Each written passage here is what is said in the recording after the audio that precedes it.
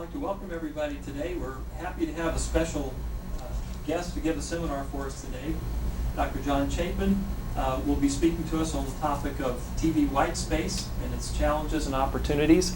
Dr. Chapin received his PhD from Stanford, was on the faculty at MIT for several years, and then joined the software radio company Vanu and was there on their staff for several years. Also has played a leading role in the Software-Defined Radio Forum, I believe chairing it for a year or so. And he is presently involved in some initiatives having to do with TV Whitespace and is on the faculty at MIT. So it's a pleasure for us to have him today, and I'd like to turn it over to Dr. John Chapin for his presentation. Thank you, Dan.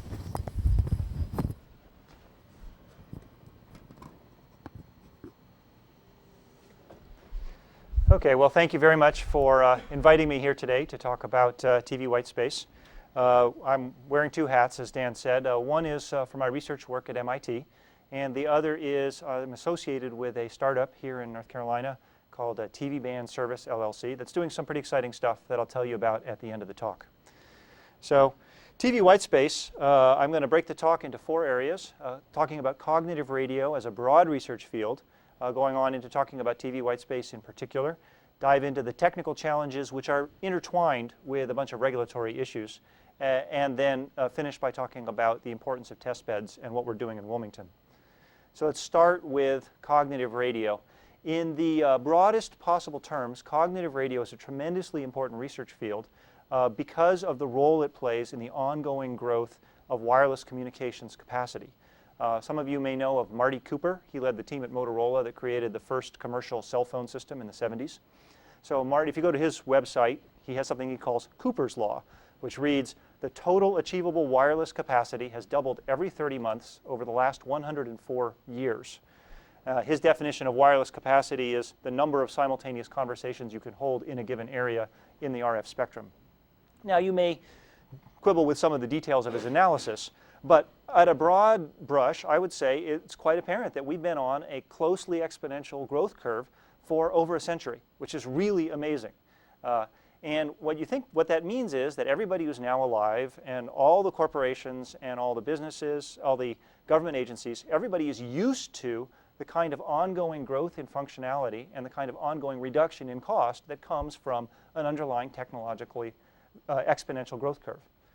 So where does that come from? Well, if we look just in the modern era, which I would date to 1957, deployment of the first mass market transistor radio, we've got about 25 times capacity improvement from using higher frequency spectrum, maybe about 5 times improvement from reducing channel size, another 5 times from going to better and better modulation, and perhaps about 1,600 times from going to shorter transmit distances, enabling us to reuse that same spectrum over and over again. Initially, we went from one tower covering a whole city to cells that were a couple of miles apart, and then we went to smaller and smaller cells that are on every street pole in some cities, and coming soon to a house near you, the femtocell, something the size of a Wi-Fi access point that gives you a little cloud of cellular voice and data communication, maybe 100 meters across. So we've gotten huge amounts of capacity increase from these four technology areas. Obviously more to do here, but I would say it's a pretty safe bet that we're coming close to the end of at least some of these technology S-curves. We're not going to get another 1,600 times capacity improvement from spatial subdivision because we just can't make the cells 40 times smaller than they are today.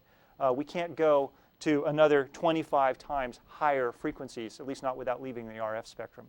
So we need to find some other way of continuing to grow the RF capacity in order to support the needs of society and of our economy. There's a lot of work to do there. The area that I work in, which is cognitive radio, I would say is one of the essential components for continuing to grow that RF capacity. Cognitive radio is a radio that is aware of its environment and internal state and alters its behavior based on that information and on predefined objectives. That's a pretty wishy-washy definition. That's the usual defined by committee, IEEE kind of definition. What it means is radio's getting smart, paying attention to what's going on around them and adapting their behavior so that we get more dynamically optimal behaviors rather than static behaviors. Now, you've heard about software radio perhaps in the past, the use of software technology to implement radio communications devices. A lot of times, software radio and cognitive radio actually get mixed up with each other. So here's a handy guide to keeping them apart. Software radio is an implementation technique. Cognitive radio is a control technique for exploiting flexibility. Software radio is an implementation technique for implementing flexibility. So the two of them are quite synergistic, but they're very different. So the way to keep them apart is if you take a software radio and you throw a black cloth over it and you just look at the radio transmissions that come out of that device, you can't tell whether it's a software radio or maybe it's just a bunch of hardware radios that have been Velcroed together. On the other hand, with a cognitive radio system, it's a different behavior. You throw a black cloth over that device, you can tell that it's doing something different than a traditional radio. For example, it might be doing dynamic spectrum access. It might be detecting locally unused spectrum and transmitting in a way that doesn't cause interference to other users of that. That's what we call a Whitespace access device. Now, before I go on and talk about the TV Whitespace, I'd like to just briefly survey this very broad field of cognitive radio that is going to help us continue growing the wireless capacity over the next coming decades. It's a lot of different opportunities in here. More efficient use of spectrum, for sure, but also things like self-configuring and self-optimizing systems, like doing application-specific networking so that we actually reduce the amount of data that comes out of that antenna that is not user-valuable data. Also things outside the traditional wireless research field, such as improved regulatory policy. What should the economic design of these kinds of dynamic access systems look like? What do users expect, and what is an acceptable kinds of communication service? How can we build trust into these kinds of systems? What kind of test methods can we use? So there's all sorts of areas work is needed in for cognitive radio overall to help us improve capacity of wireless communications over time. And today we're talking about one piece of that, dynamic spectrum access, and in particular, the TV Whitespace. So here's the sort of the standard icon that we always start these talks with about Whitespace. And this is the NTIA's spectrum allocation chart. And this represents the result of 100 years of static spectrum access, right? So somebody who needs to provide a communication service goes to the government, says, please give me a license. The government finds some spectrum in their bank, allocates it exclusively to that user. The user tunes their radios into that frequency channel, and away they go. And the result of 100 years of that is that your spectrum chart is fully allocated. This is the entire chart from 3 megahertz or even 3 kilohertz, I think, to 30 gigahertz, and there's no white space in it, fully allocated. So this traditional method of static spectrum access is running out of steam. And in fact, we can see that in the prices that were paid in recent auctions, north of $100 million per megahertz for nationwide cellular spectrum. That's pretty expensive. That tells you that there's a very significant scarcity of the resource when it's perceived as a statically allocated resource. But although it's all fully allocated, the truism is almost none of it is actually used. So if you go out there with a spectrum analyzer and you look at who is actually transmitting in a given channel, in a given place, at a given time, you're going to find a fairly low usage percentage. The NSF actually funded a specialist company, shared spectrum company, to go out and do this measurement with some accurate devices. They went out to a number of places in the earlier part of this decade.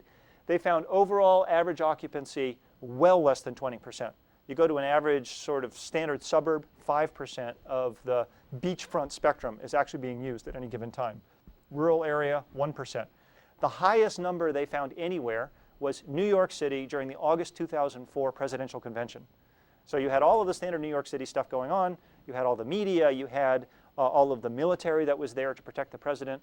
And the percentage they found was well south of 20%, somewhere between 13 and 17%, depending on what assumptions you use to define whether a given channel is being used or not.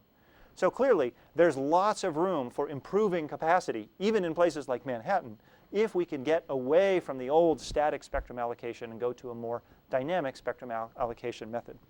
So I expect that most of you have heard that argument before. So DSA is something that can occur in a lot of the spectrum, and we're going to start seeing it used in many places. But one very attractive early opportunity is TV Whitespace. So TV Whitespace is in the, I'm going to use the mouse here, see if I can do this. Yeah, so the TV band is down here. It's in nice low spectrum. It's at VHF and lower UHF.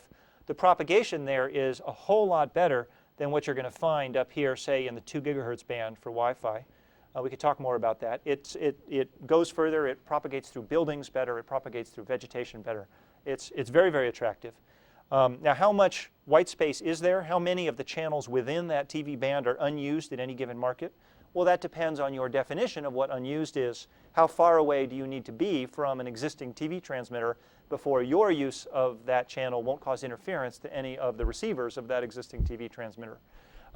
Here is one breakdown of how much is available in different markets. This is based on the FCC's rules for TV white space, which I'll talk about in a minute. But you can see that in some markets there may not be very much. For example, San Francisco is all the way at the left edge. By the time you get to places like Washington, D.C., there's 20 megahertz available. Boston, 40 megahertz available. St. Louis, 60 megahertz available.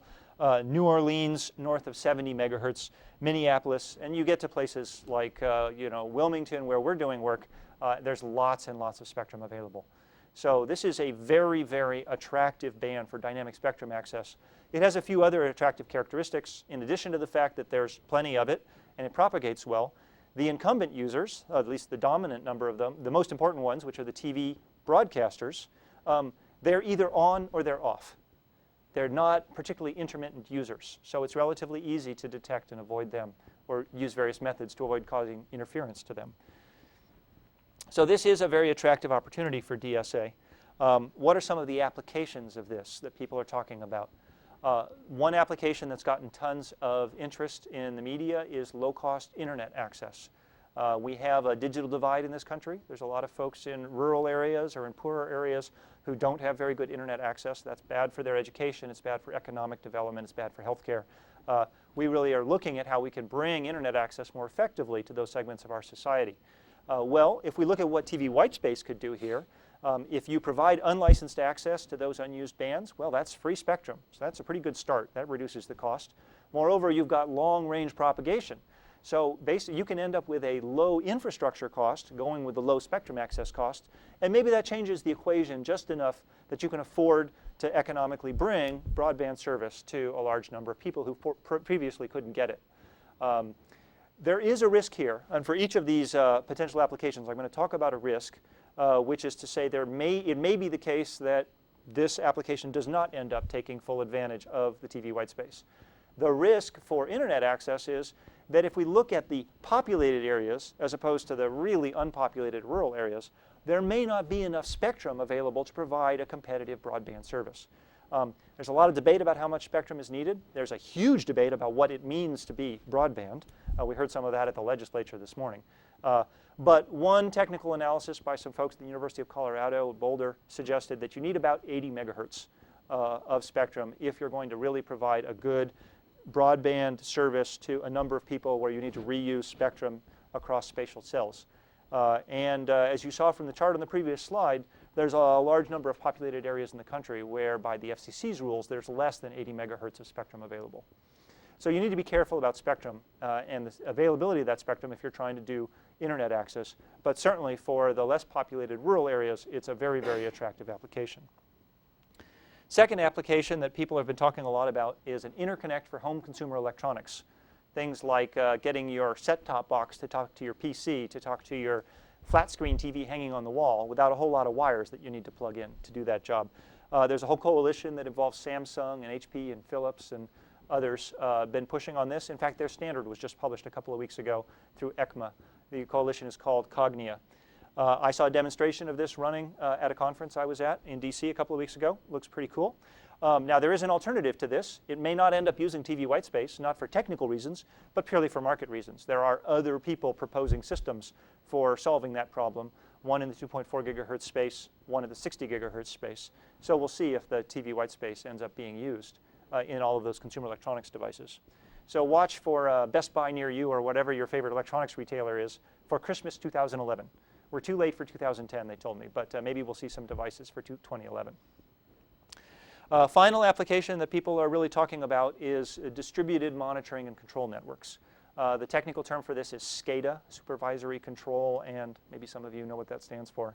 But these are the systems that control smart city, smart grid, smart utility systems. They provide telemetry for home health care. All of those kinds of distributed monitoring and control applications that have to cover very broad areas, perhaps with not such a high data rate for each individual device. In this case, the limitation to the growth of these kinds of distributed monitoring systems has traditionally been, one limitation has been the cost of providing communications.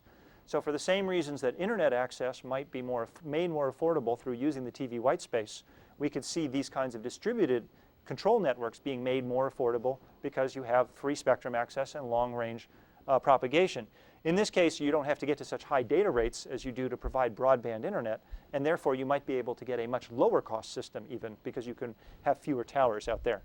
The other thing that's advantageous for TV white space in this context is the potential for one of those other applications to succeed. If either internet access or home consumer electronics interconnects succeed in the TV white space, there's going to be a lot of very cheap high volume components available around which you can build very affordable end user radios for monitoring and control networks. So it seems like a pretty attractive area. It's one area that we are focusing on in our work with TV Band Service. There is an alternative to it, right? There are cellular networks out there. You could build monitoring and control systems on top of those existing cellular networks. We see the TV band, the TV white space as being a complement to those cellular networks. The cellular networks are biased towards serving higher amounts of use per device, higher data rates per device when it's actually active, and a higher price point in terms of per month than we think one could achieve with a properly designed TV white space system. And therefore, maybe it's more appropriate for broader area coverage and more proliferated devices than you would try to accomplish with a cellular telephone network. Any questions so far? Yes. The 60 gig Y gig, is that what it's termed? I don't know what the term is for the 60 gigahertz stuff. There's two major proposals for how to work there. 60 gig is a very interesting band. It's the oxygen absorption band in the atmosphere. So signals really don't go very far. That's why it's unlicensed. And people are doing interesting stuff involving multi-beam antennas where all of the antenna patch elements are on a single chip because they're so small for 60 gigahertz. So very, very attractive stuff. I don't know if it's Y gig or called something else. I wouldn't be surprised. Everything is Y everything these days. Yes? Any other questions? Yes? Could you speak a little bit about the, so with the recent auctioning off of some of the TV band spectrum, were there chunks that were left intentionally open for this white space use, or is this just sort of a consequence of parts of the spectrum in regions of the country that didn't get bought, or you're far away, as you mentioned here, from urban areas that don't use as much? Could you maybe just provide some context or background? Yes, there's a lot of reasons that you end up with white space still after the DTV transition. It is not the case that the reason is that there was something that simply wasn't auctioned. Everything that was put up for auction was sold with the exception of what's called the D block, which was joint with public safety and had a lot of encumbrances on it, and they're going back to figure out how to re-auction that when they get a chance. Or perhaps just give it to public safety. It's not clear exactly what will happen there.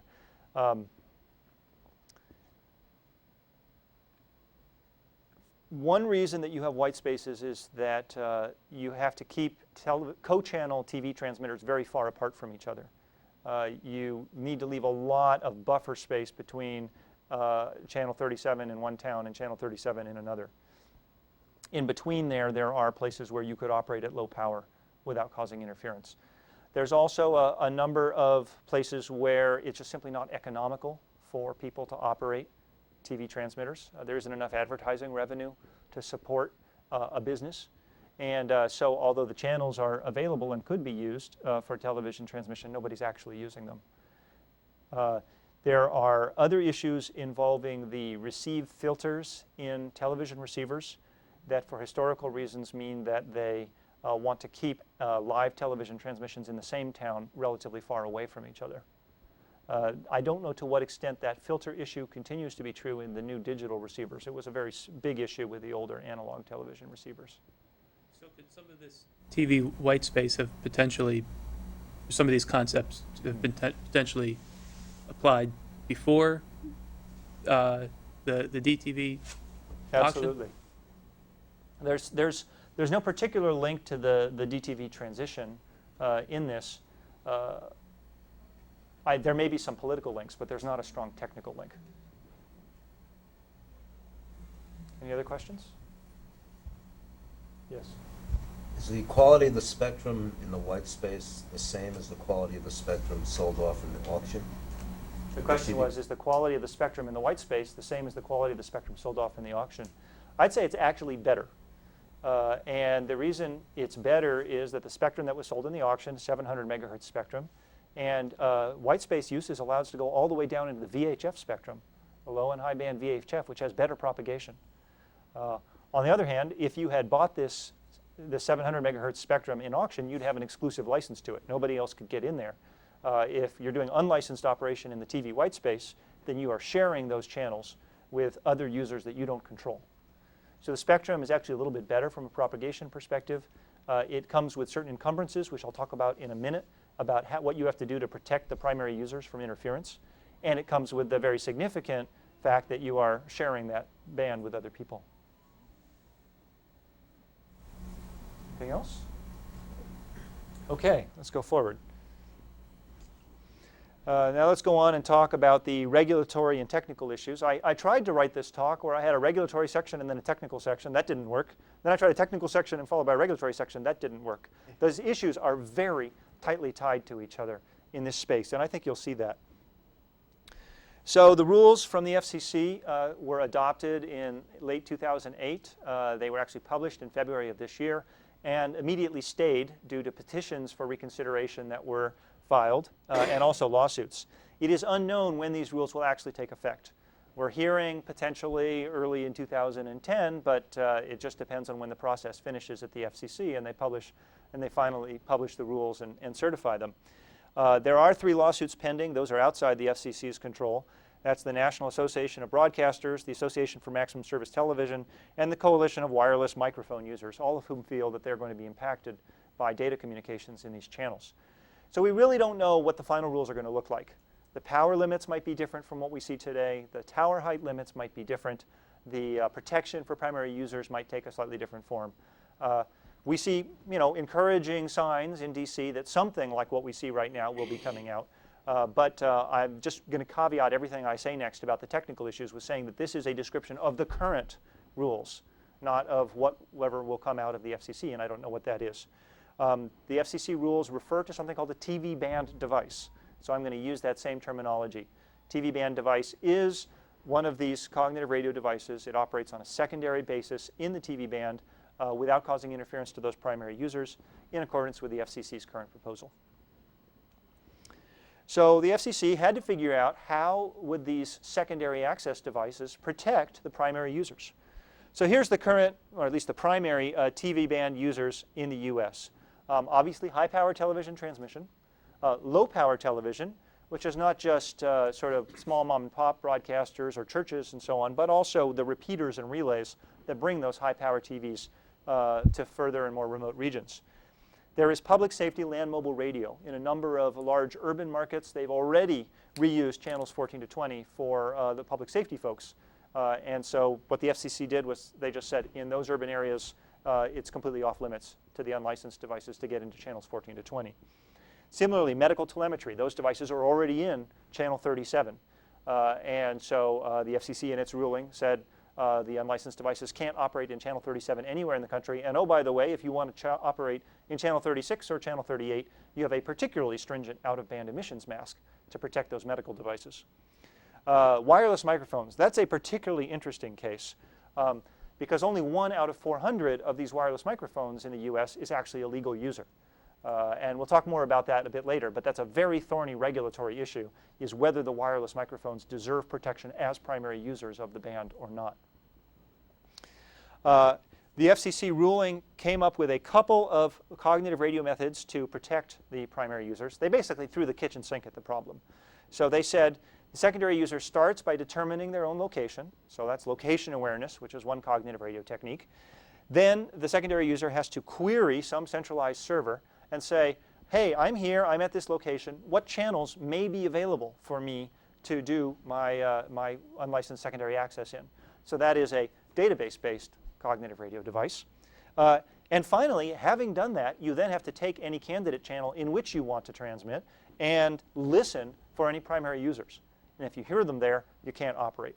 So that's a sensing-based cognitive radio device. And so the FCC basically said, do all three. Now, they don't actually require that every single device do all three. For example, if you are if you're in communication with a device that is location aware and contacts the database, you can rely on its database check rather than you having to do it yourself. Similarly, they left the rules open to doing sensing-only devices in the future that don't actually have location awareness or database checks. But if you read the rules, the center of gravity of what they expect most devices to do, at least in the first round, is to do all three of these things. I should say all systems will do this. In a slightly more detail, what do the TV band devices have to do? They have to check that central database every day, once a day. So that means if somebody wants to turn on a new TV station, which wasn't previously on in Raleigh, North Carolina, they just notify the FCC. The FCC changes what's in the database, and 24 hours later, all the unlicensed devices are out of that band, and they can start that TV station running without any interference to their receivers. The secondary device, when it's checking the channels by sensing, has to be able to hear those primary users at a very low power level, minus 114 dBm. I will point out that that is 15 dB below the noise floor, and that's a trick to do in a consumer-grade electronics device. That kind of sensitivity is something we've previously seen only in lab equipment or high-end specialized equipment for government agencies and things like that. They picked a fairly restrictive transmit power. It's pretty high for an unlicensed device, 4 watts, but it's pretty low compared to anything in the TV band, which tend to go much, much higher than that, television broadcast systems. I'm boiled down here a tens of pages long detailed technical ruling into a very, very short overview of what's going on. So I'm certainly happy to talk more about the details of the rules, but I think this gives you a flavor for what we're looking at with the current TV Whitespace rules. Another thing the FCC did that I thought was particularly interesting was related to managing the risk of flaws in these devices. In a traditional radio, pretty much you put the crystal in, or you set the synthesizer, and then as long as it stays in that channel and doesn't have some really unlikely hardware fault, it won't cause interference to somebody outside of its channel. A cognitive radio is something different. Think about what has to go right for this TV Whitespace device to protect the primary users. It has to have its location mechanism be accurate. I mean, if it asks what channels are free in Raleigh and it's actually in Minneapolis, you could easily cause interference. It has to have a good sensor. The hardware has to be good. The algorithms that process that have to not have bugs in them. The network connection to the database has to be reliable. And by the way, you'd better be secure against some attacker trying to inject false data into that. There's all of these things that have to go right to prevent causing interference. Now, we know how to engineer these systems. We are certainly learning a lot about the sensing side of it. But most of this is stuff that is relatively straightforward to engineer. But you do have to get it right. And the FCC certainly was concerned about the risk of somebody putting out a device with either a design or a manufacturing flaw in it. So they did something very, very interesting.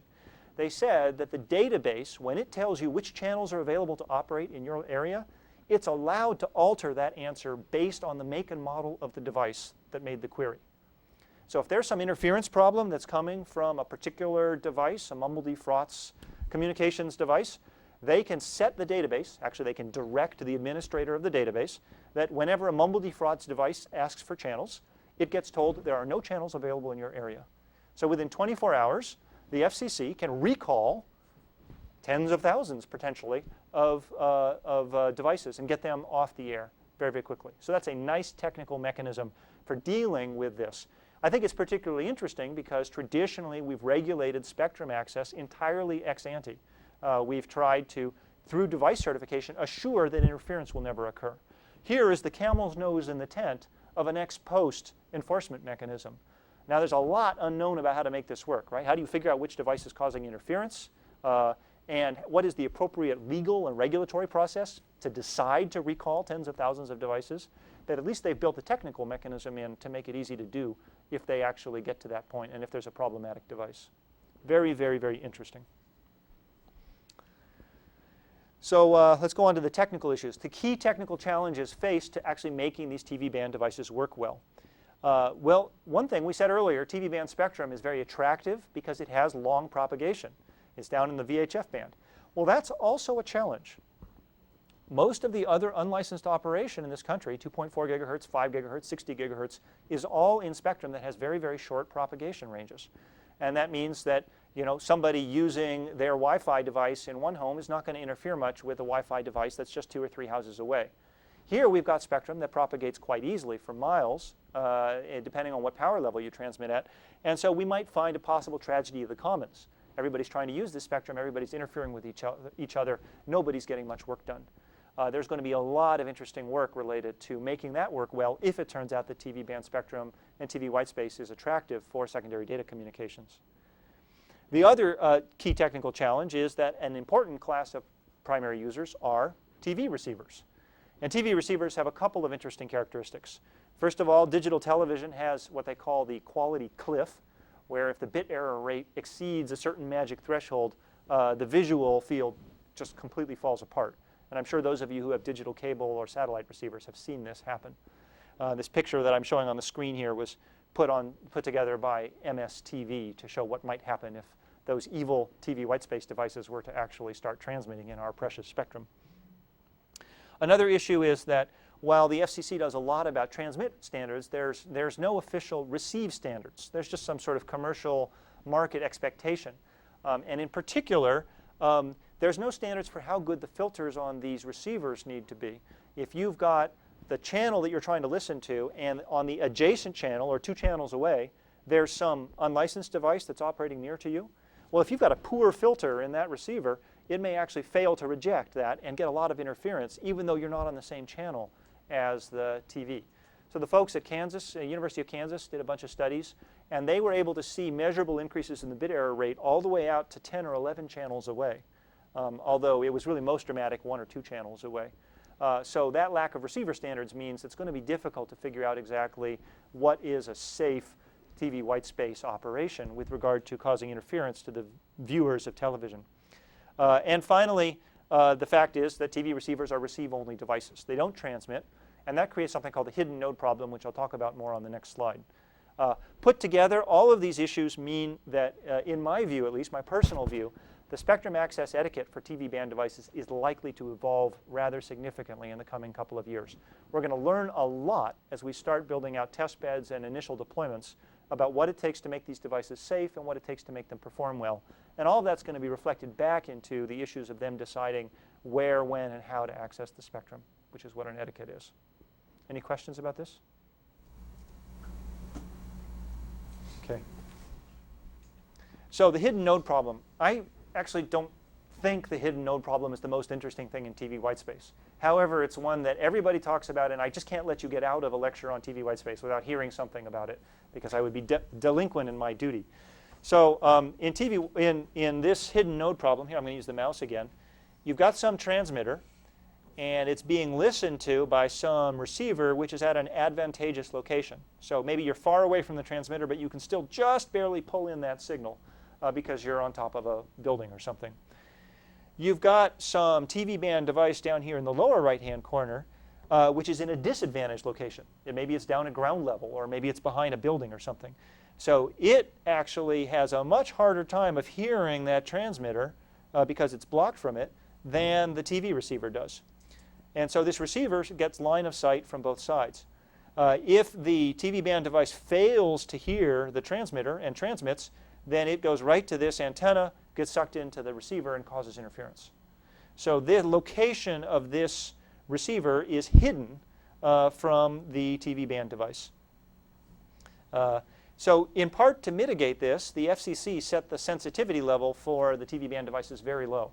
A commercial grade ATSC receiver can pick out a signal at about minus 85 dBm, and so we've got 30 dB more of sensitivity in our detectors than we're actually seeing in the receivers. That is a very, very challenging analog design problem to get such a sensitive detector.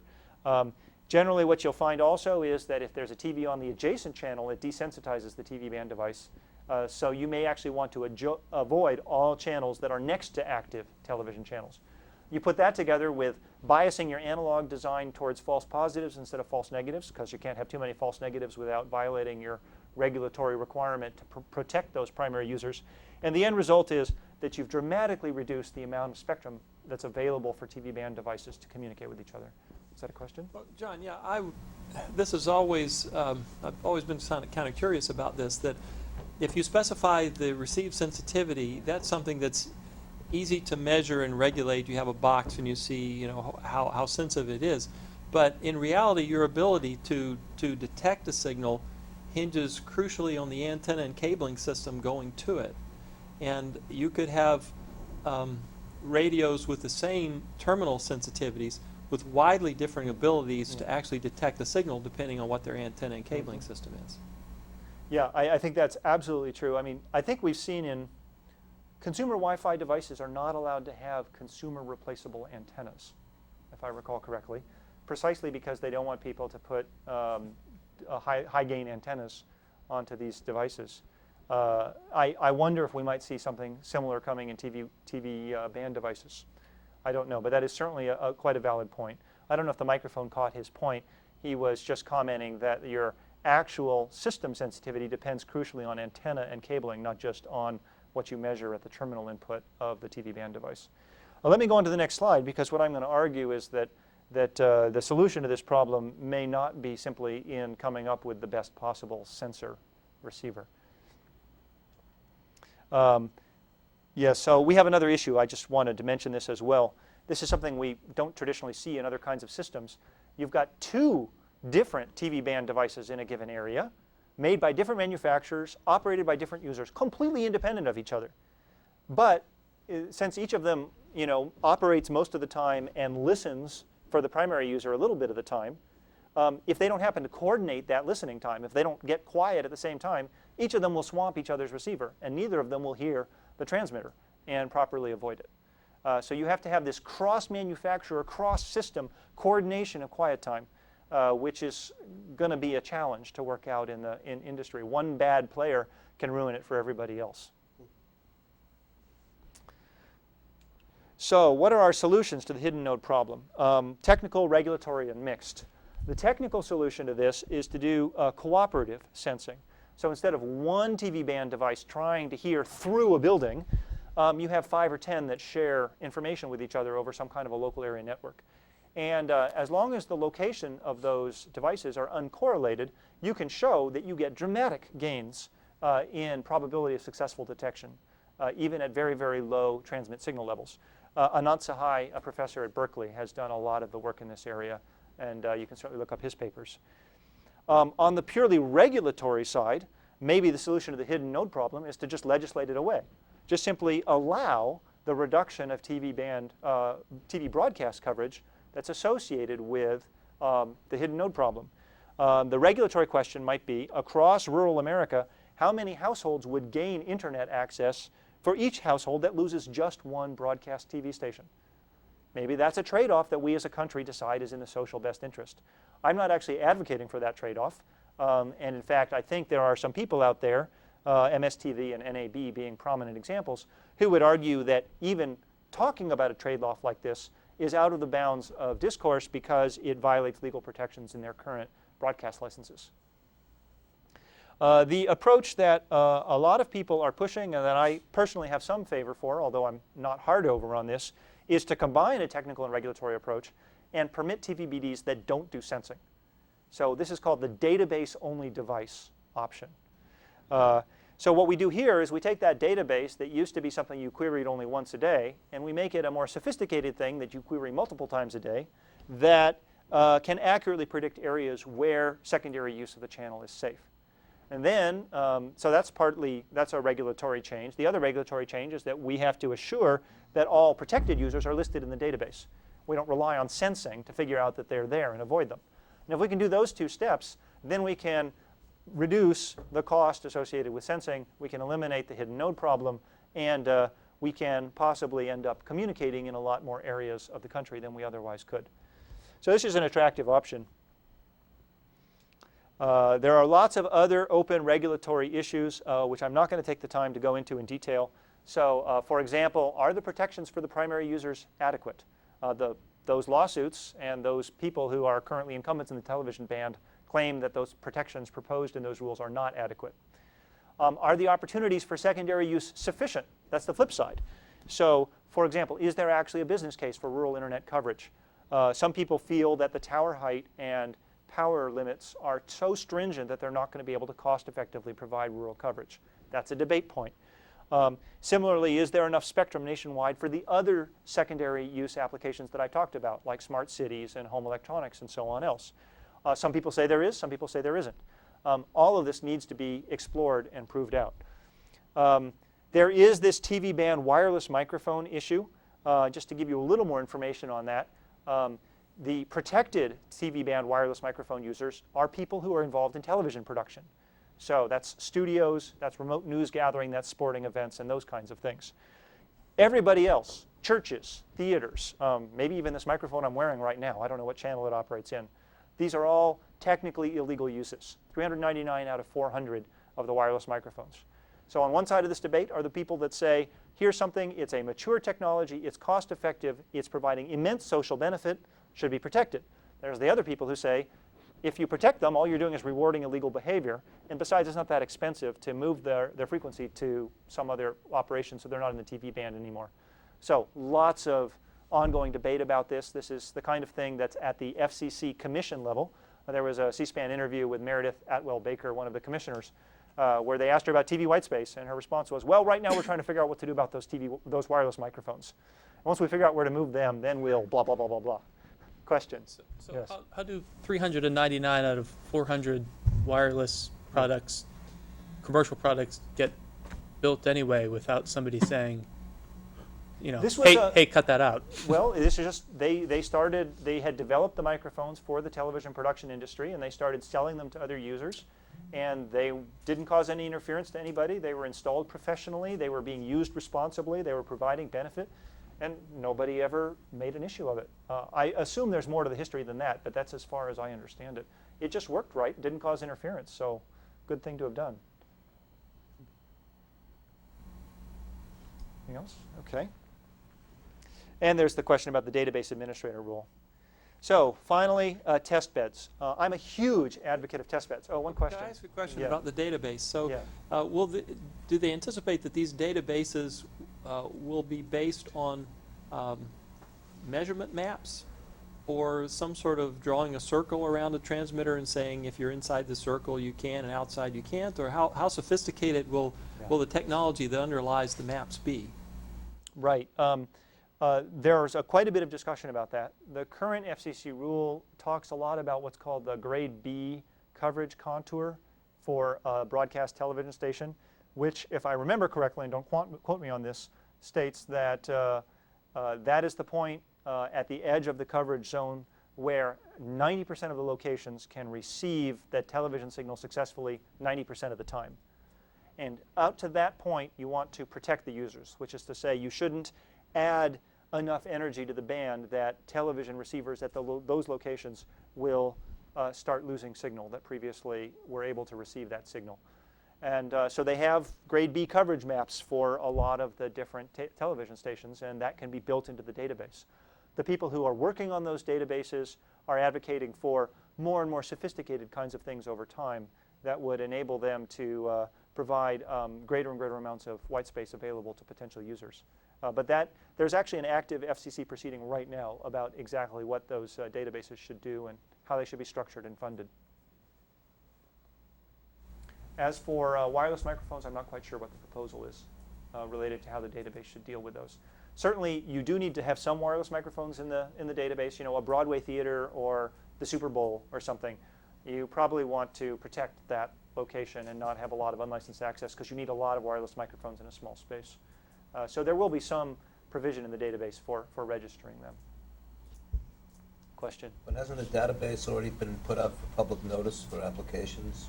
He asked whether the database has been put out for public notice for applications. Yes, that's what I said. It's the active proceeding. There were a lot of questions in there about exactly what should be done. Oh, they haven't defined it yet. Yeah. These are suggestions, basically. It's a very short notice right now. It doesn't actually fully define the database administrator role. Okay, I'm going to try and finish in a couple of minutes here. so that we don't run over. So test beds are critically important in this space, and I've been advocating these in regulatory environments. I've been speaking about this. I've been really a fan of test beds for a long time, and I'm delighted to be involved now with this company, Band Service LLC, that's setting one up in Wilmington, which I'll tell you about in a minute. But broadly, why are test beds so important in this cognitive radio space? It's because there's all these things that we can't figure out just with pencil and paper, or even with just a laboratory test, because the performance and the safety of these devices depends on how they behave in the real-world environment. After all, they are detecting and responding to their environment, and it's an environment that's very, very hard to model accurately in the lab. So we need test beds to assess the impact on primary users, the range and data rate of the TVBDs, how the impact of how you install it or the surrounding terrain impacts that range and performance. What is the percentage of time when you're using a TV band device in a real-world environment that you actually have channels available to you?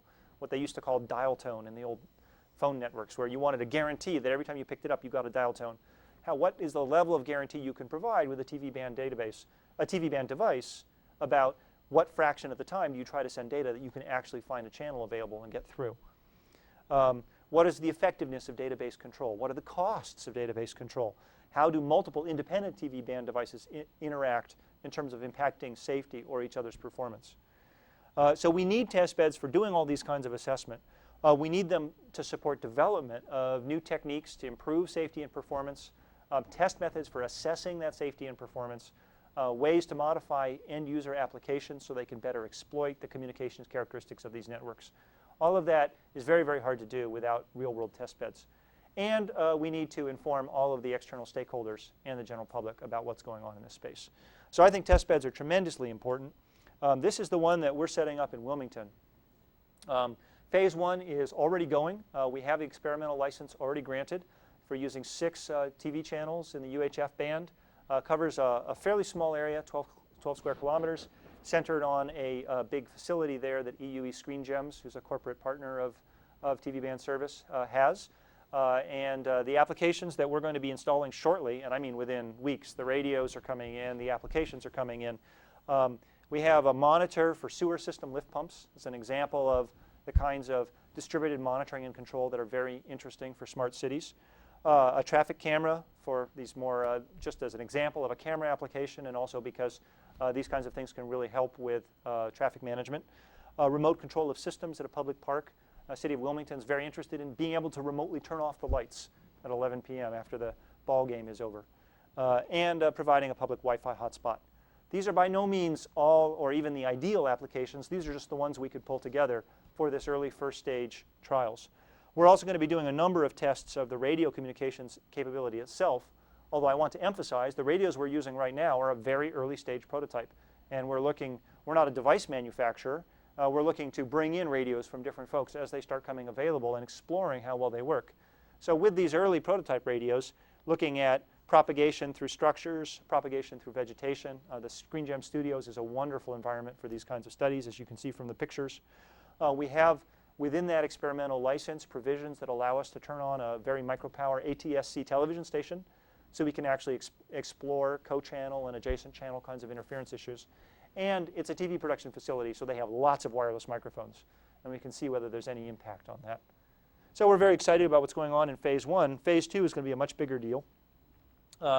Phase 2 is planned to cover, go back to Phase 1? Yes? Before you go there, let's say you are successful in one of your applications, the sewer system monitoring. Yeah. Can you grab that bandwidth for good? Can you reserve it for 5 years? All right, yeah, so this is the obvious question about using TV Whitespace. Thank you very much for asking it. So his question is, let's say you deploy a system and you build a sewer system, say, that monitors and controls the lift stations using TV Whitespace. Can you grab the spectrum and reserve access to it, say, for 5 years? No. That is the essence of an unlicensed system. So part of the job for those of us engineering the technology is to design systems that still get data through even when other people are using those channels, and to avoid over-promising how much data we can get through to our customers so that we are properly accounting for potential other users of the spectrum. It's like Wi-Fi. You know, Wi-Fi is in a very congested 2.4 gigahertz band. There's microwave ovens in there, there's Bluetooth in there, there's wireless video in there, there's phones, there's a lot of stuff. Wi-Fi still works pretty well and gets data through, but you wouldn't necessarily try to guarantee to somebody that they would stream data continuously at the highest possible Wi-Fi rate of, what is it these days, 54 megabits, 802.11n, right? You would say, yeah, sometimes you'll get 30 megabits, sometimes you'll get 15, sometimes you'll get 50, and it depends on what else is going on in that band.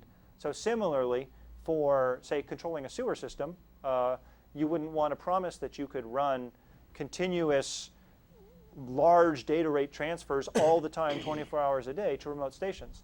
On the other hand, if you look at the data rates that these guys require to get their job done, which are well below 10 kilobits a second, and that's only for a short burst, a couple of times a day, yeah, we can guarantee that we can get that through, even if there's a lot of other people using the spectrum. So it's a matter of choosing the application appropriately that matches what you're able to deliver with the system that you're building. He's got a hand up.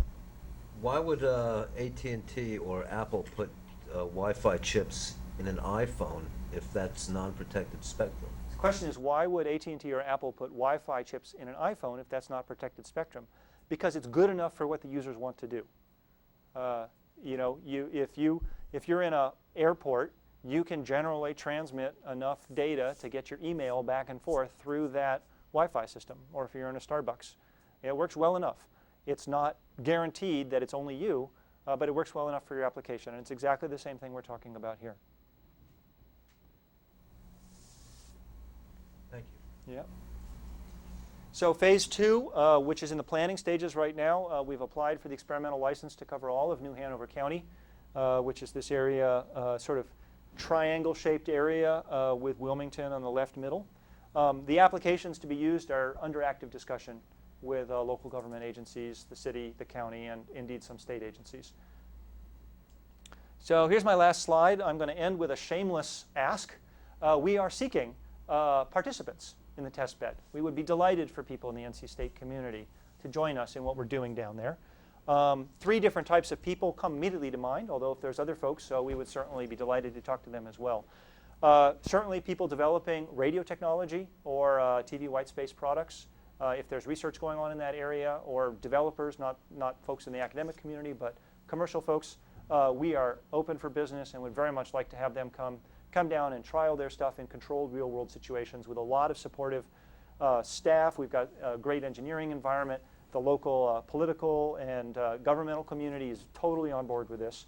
So it's a great environment for that. Second group of folks, applications researchers. People who have, say, a distributed monitoring and control application or a home health care or educational delivery application.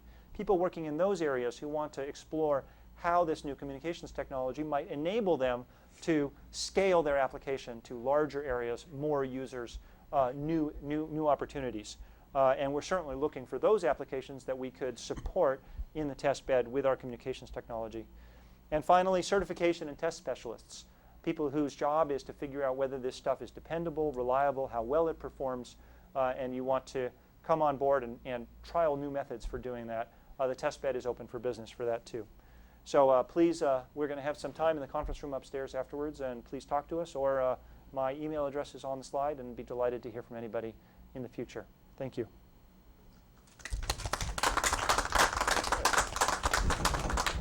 We have Are 0 there other minutes. questions? We can take a minute or two if you have other questions.